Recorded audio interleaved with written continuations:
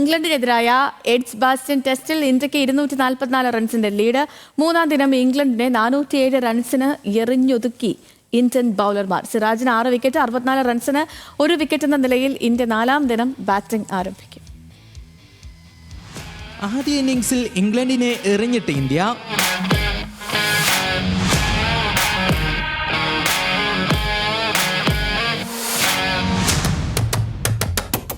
എഡ്ജ്ബാസ്റ്റണിൽ England പടിയെ എറിഞ്ഞൊതുക്കുകയായിരുന്നു Indian bowling നിര.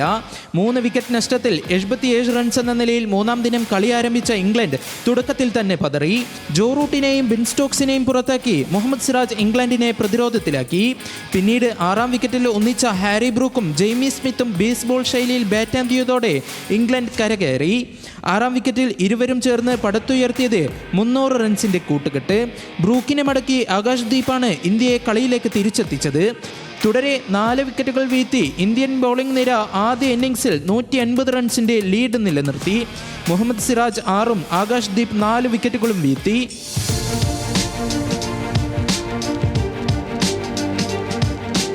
രണ്ടാം ഇന്നിംഗ്സിൽ ബാറ്റിംഗ് ആരംഭിച്ച ഇന്ത്യയെ ആദ്യ വിക്കറ്റിനിടെ ജയ്സ്വാളും KL രാഹുലും ചേർന്ന് 50 കടത്തി. പിന്നാലെ ജയ്സ്വാളിനെ ജോസ് ടാങ്ക് പുറത്താക്കി.